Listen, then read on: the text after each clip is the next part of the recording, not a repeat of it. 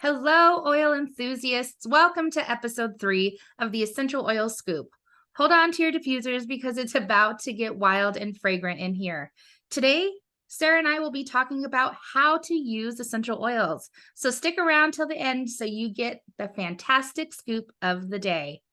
Welcome to the Essential Oil Scoop, where we're all about sass class and a whole lot of plant-based fun.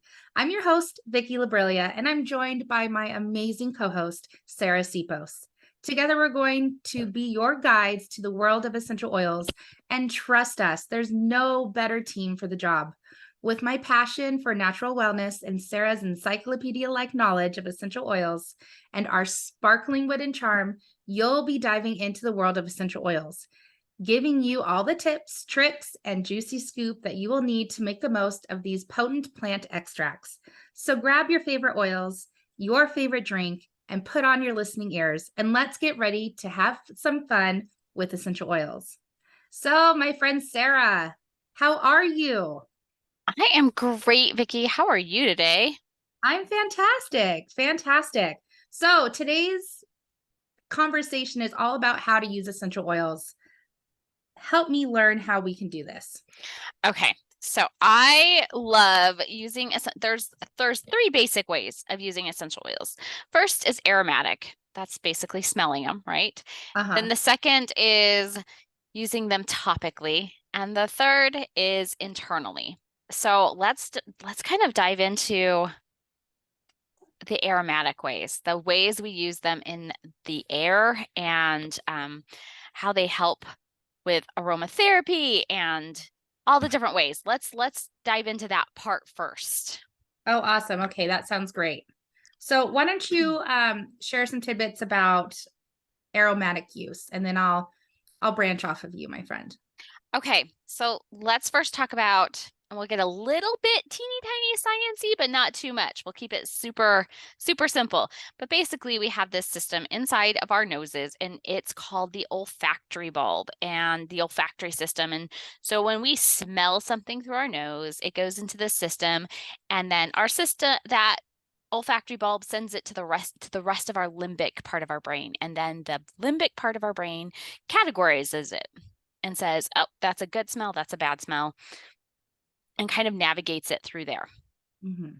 So that's how when we smell certain things, we're like, or it could even go as to, so far as to bring up a memory, or it can bring up a core emotion or something like that. Because you ever had like that moment where you've smelled something and you're like, oh my gosh, this brings me right back to my childhood of lemons or something, right? Like you know that smell, and you're like, that smells familiar. Or maybe you smell something, a cologne or something, and you're like, oh, that reminds me of this person, right? Because it just brings you back, because Mm-hmm.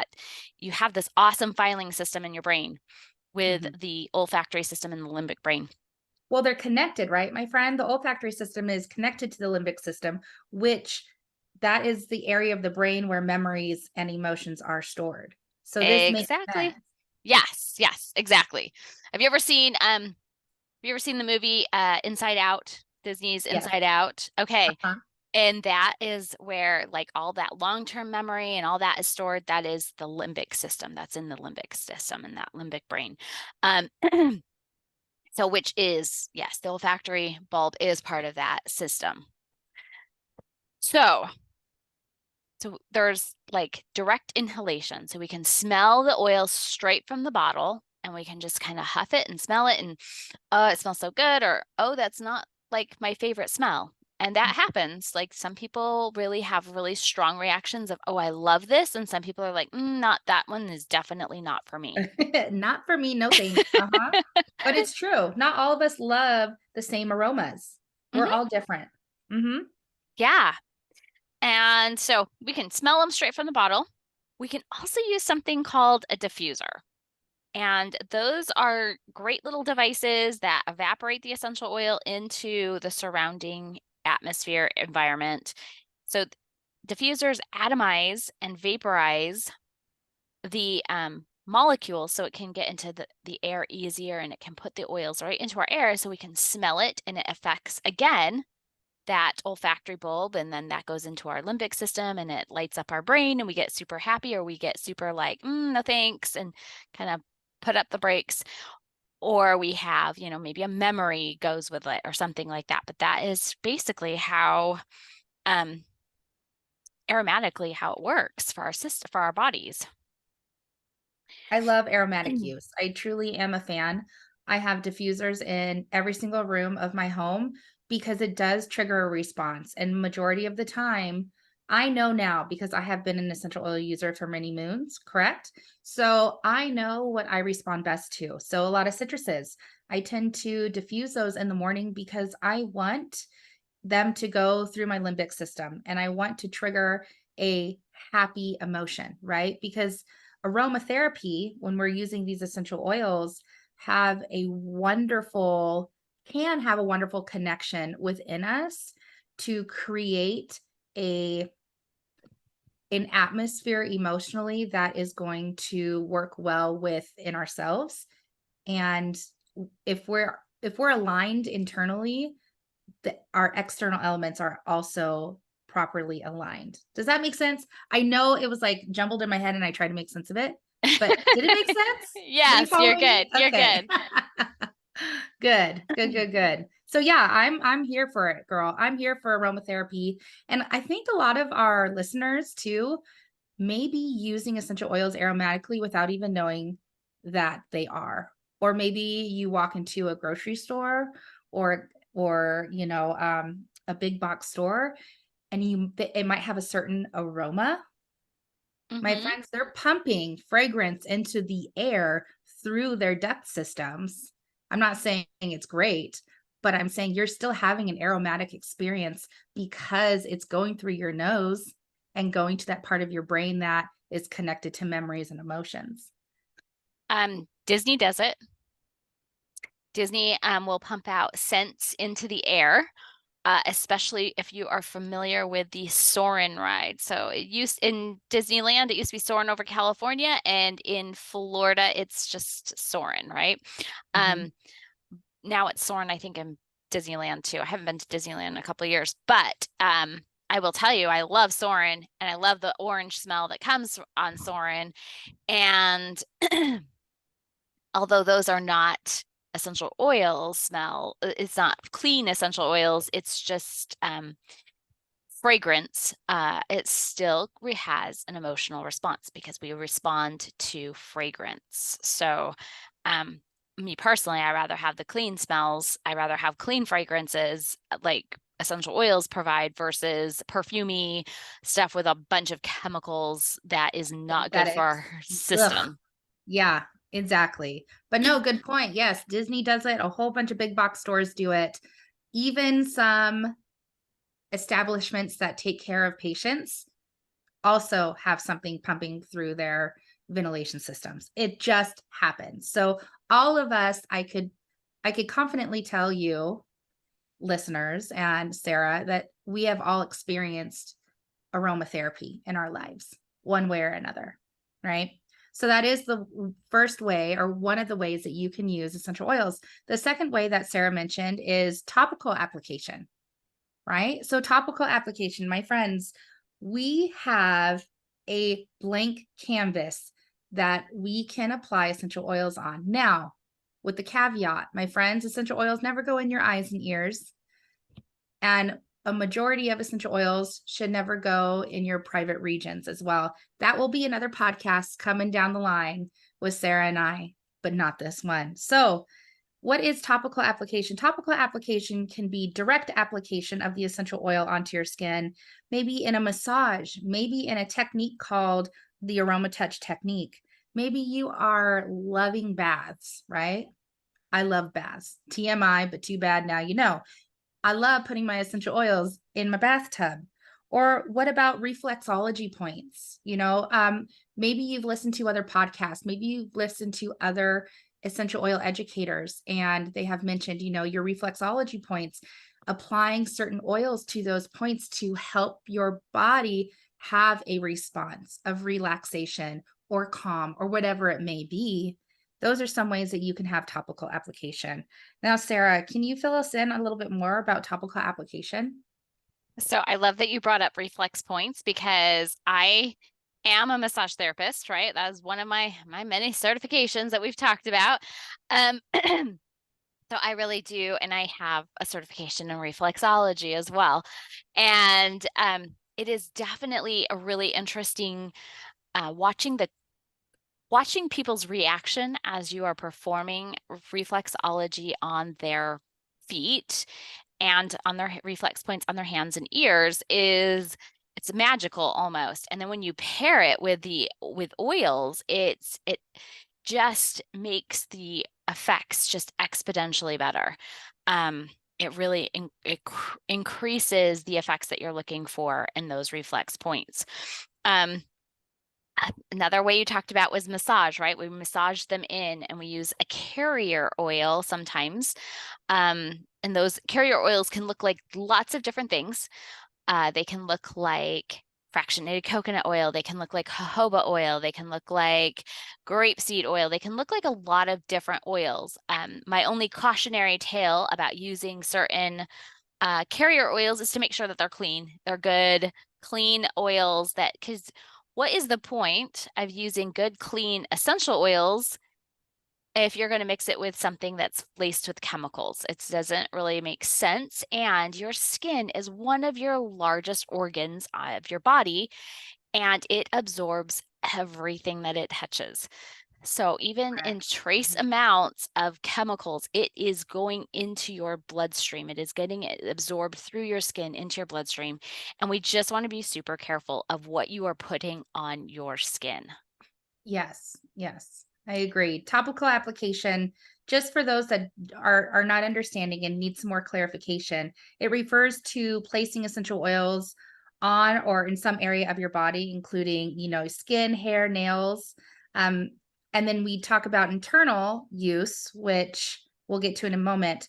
But there are so many benefits to topical application. Like Sarah mentioned, it's your biggest organ on your body. It absorbs everything, so you as the consumer, you as the user should really love yourself enough to get educated on what is in the bottle. Get educated on what it will provide you if in fact it's clean. Now, Sarah and I, we use doTERRA through and through. doTERRA essential oils, doTERRA products, because we know what's behind the bottle, what is in the bottle, what it takes to create truly pure. So this is what we're talking about. We're talking doTERRA. We're not talking any other brand.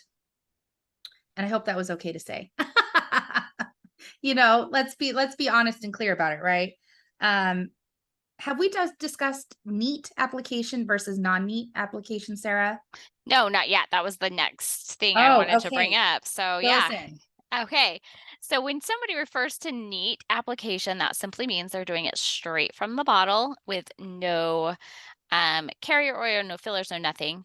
Um, Certain oils are really good for that, and some oils I would not recommend. So it depends upon each oil individually, of course. But some great oils that can be used neat are lavender, frankincense. There's a plethora of them. Some of the oils you might want to be a little bit more careful are what we refer to as hot oils or warm oils. So things like peppermint, oregano, um, wintergreen, some of those, even eucalyptus sometimes can be a little um, warm depending upon which species of eucalyptus you're using. I agree. Hmm. And so just to absolutely dilute, here's the thing. If you start to put on an oil or have an oil out applying to your skin and it starts to feel warm or uncomfortable, you want to add a carrier oil such as coconut oil, fractionated coconut oil, but really, truly, whatever you've got, dilute with that. So even if it's olive oil, I've had people call me and say something is not feeling right. Most of the time, it's not a brand that I'm familiar with or a brand that I wouldn't recommend that they're having a reaction to. And you do not want to apply water because water will drive the irritation deeper into the deeper layers of the epidermis, into the dermis layers. So you don't want to do that. You want to use oil because essential oils are fat soluble. And when you use those carrier oils, it helps to disperse the oil faster. And so it stops the uncomfortable feelings, or if it starts to feel warm, tingly, or some of those sensations that you do not like, then that's how you would get it from stopping that reaction that you're having. Yes, I agree. And I'm glad that you talked about the water because, girl, let me be honest, I have totally done that years ago. And it was not extremely unpleasant, but it, it wasn't the reaction I was hoping for. I was trying to soothe my semi discomfort, my irritation in the moment. And I was like, oh, yeah, I'll just use water. Yeah, no. I felt it a little stronger for about 5 minutes and then it dulled down and I was fine. But yeah, don't use water. Get that olive oil, get that avocado oil, get that coconut oil that's in your kitchen. I think majority of us that are listening to this podcast now have some sort of carrier oil or cooking oil that you can apply topically. Do your due diligence, do your research, but I think all of us have something to turn to, if any. Absolutely. Yeah. The other thing we can talk about a little bit is layering oils. So there are some oils that are amazing to layer. One of the things I like to use, a couple of things that I like to use when I'm layering is I will sometimes put on like a base of frankincense onto an area, especially if I'm having some muscle discomfort. I'll put a base of frankincense, another layer. So that's rubbing it on, right? Then I put some copaiba on there, and then I put some deep blue, and then I put a little bit of peppermint because peppermint and deep blue, well, deep blue has some peppermint in it, but peppermint really drives oils deeper into the tissues. So it gets a little bit deeper into those tissues. And so it's going to drive all the oils that I just layered even deeper. So that is just like one little tip about layering that I like doing.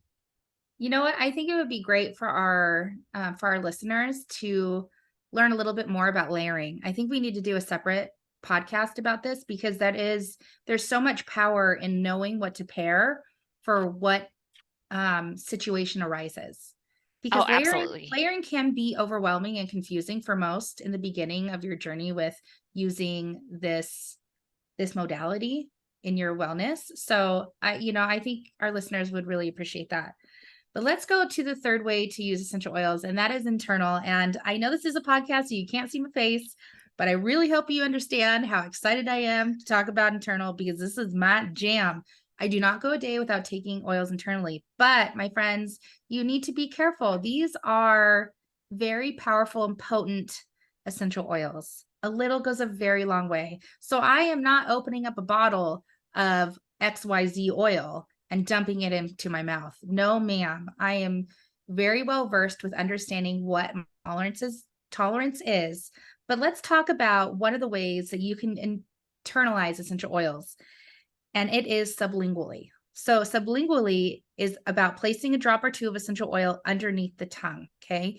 This is one of the most effective ways to take essential oils internally. So some stronger oils may need to be diluted before taking it sublingually, but my friends, let me tell you, I love me some frankincense. When in doubt, you frank it out. And frankincense is such a wonderful oil to be paired with anything and everything. It is such a great boost for anybody. And I'm trying to be real compliant here. But frankincense is an essential oil that I do take internally every single day, 1 drop under my tongue. Now, it is not a hot oil. I can take it under my tongue without having any reaction.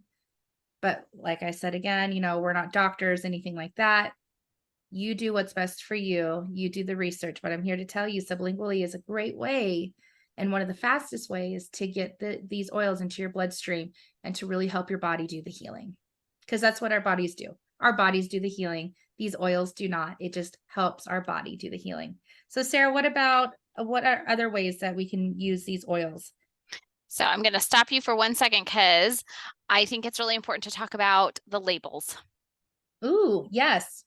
So we're talking about using oils sublingually, and we're talking about using them internally, but it's really important for you to look at your label. So on our labels, they say supplement facts, and that's a really important thing to know, that oils that have the supplement facts on there can be taken internally. If they do not have supplement facts, and we do have oils that do not have supplement facts on there, that they are not to be taken internally. So that's just I wanted to quickly make that clarification to please be label readers. In all that you do, please be label readers.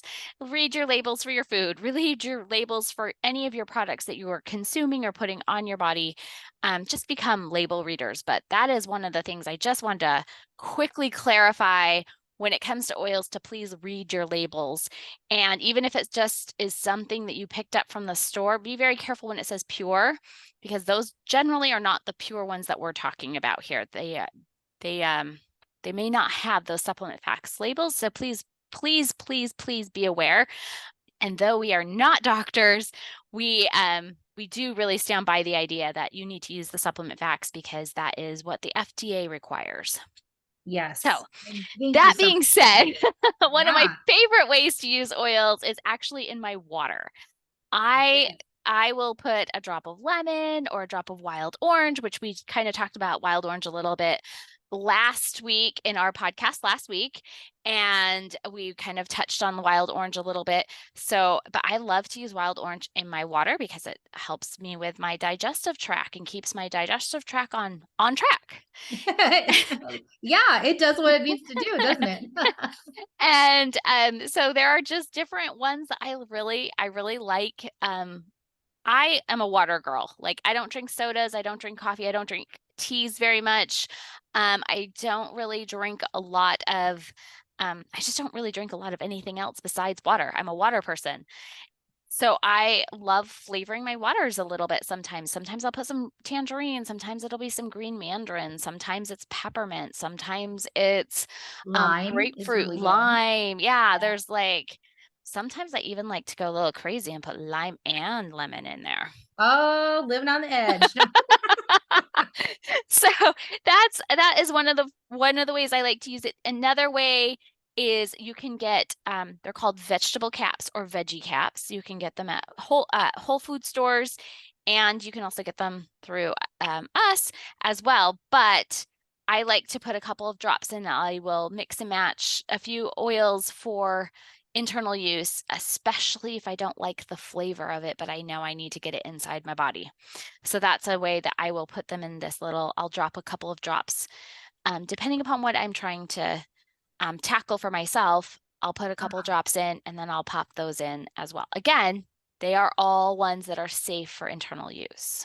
Yes. And one of the other ways that you can take essential oils or use essential oils internally is with cooking.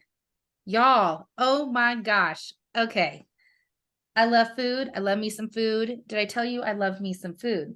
So, if you have access to these pure essential oils and they have the supplement facts on that bottle, my friends, know that you can use them in your cooking. For instance, one of my favorite recipes to date right now are scones. Blueberry or raspberry scones with some wild orange. So orange essential oil. Oh my heaven, I think I want to make it after we're done with this podcast. It is so delightful. So my friends, if you are missing an herb for your spaghetti and you might have oregano or thyme or rosemary essential oil and they're all able to be consumed internally, then you can go to that.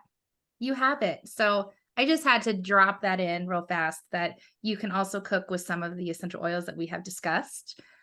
You do the work, you look into it, turn that bottle around, educate yourself to make sure that you can consume it internally. But my friends, those are the 3 ways, right? Yeah, and Aromatic. I love adding wild orange to my brownie mix. Just straight up plain old box brownie mix, like nothing exciting, nothing fancy, but I will add a couple of drops of wild orange to my brownies because I love chocolate and orange. It's like my favorite combination. And those suckers are amazing. Absolutely amazing. And here's another little tip for you, just a little cooking tip. I don't even know. We're not even doing a cooking podcast, but let's do a little cooking tip. I like to use unrefined coconut oil. So it's solid in the solid state of room temperature. And I will warm that just enough to get it to be liquid. And I will use that in place of vegetable oil in my brownies.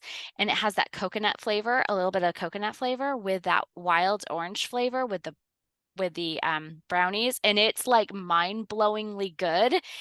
And really, truly, it's like your $1.25, your $1.50 box mix. It's nothing fancy, but it tastes like something that came out of like a boutique. Girl, you blew my mind. I know we're podcasting, but if you could see my face, I'm salivating in my mouth. And I'm like, oh man, I got coconut oil. I got brownie mix. To be fair, I have a half-eaten pan of brownies already made, but it sure as heck does not have wild orange. So I think I need to make some when my husband comes home. Okay, my friend, we need to get to the scoop. Let's wrap this up because I know our listeners want to know how they can either make like a roller bottle with some oils or like DIY cleaners, because that is the scoop of the day. So, my friend, take it away. So I love some DIY cleaners. Some of the DIY cleaners that I love to use personally is a spray bottle. I'll get a plain spray bottle, usually glass, because oils typically will penetrate through with they'll eat the plastic sometimes, depending upon the oil. So you have to be careful. But I will get a glass spray bottle, and you can pick these up at Target, Amazon, anywhere. You can pick up a glass water spray bottle. And I will put vinegar, so a cup of vinegar, and just about 5 or 6 drops of lemon essential oil. And that is what I will use for a window cleaner. Nothing else, it's just done. And if you are a coffee drinker, I'm not a coffee drinker, but I do have coffee filters at my house because I use a coffee filter to clean my windows, and it doesn't leave any of the little fibers or anything like that. I don't have to worry. And so I just spritz and then I clean it off with that coffee filter. Girl, I am learning so much right now. Coffee filters. I mean, I'm a coffee drinker, but I'm like, I got coffee filters. I dislike cleaning windows with a passion, but using the lemon has drastically improved the process of me cleaning my windows without the harsh chemicals that are in a lot of our cleaners in the big box store. So my DIY for you guys right now too is a second option to that, but it's a multi-purpose cleaner, right? So what you're going to need is a 1/4 cup of white vinegar, 1 3/4 cup of water. So tap water or any kind of water you got, right? 30 drops of essential oil. So this is in like a 16-ounce glass spray bottle. So my friends, you can mix it up and have some fun. It would be lavender and lemon. So 15 drops of each. That's a good blend. 10 drops of eucalyptus, peppermint, and wild orange. That's another blend. Or we have this wonderful oil called On Guard, which is a plethora of essential oils that make up this blend. You would use 30 drops of that. Now that, my friend, is what I clean my bathrooms with, is with the 30 drops of On Guard with the white vinegar and water in a 16-ounce spray bottle. Because let me tell you, germs are not my friend. We all got them. We all have them. So we need to be diligent in cleaning them up, right? They don't clean themselves up. So On Guard, I have faith in the fact that I know that my house is cleaner and has less toxins in it when I am diligent in cleaning with the white vinegar and the On Guard mixture. So I invite you guys to do that. The last quick DIY that I have for you before Sarah shares, can I talk? Shares.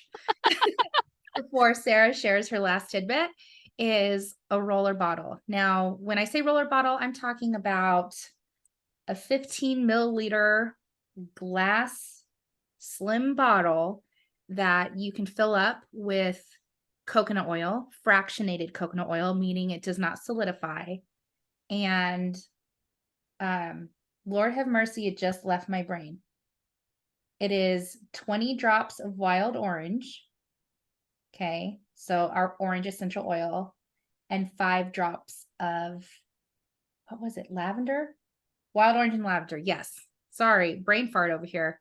The wild orange and lavender. For me, I like to use that in the morning. It is a good wake me up and like I don't know, it smells really good together.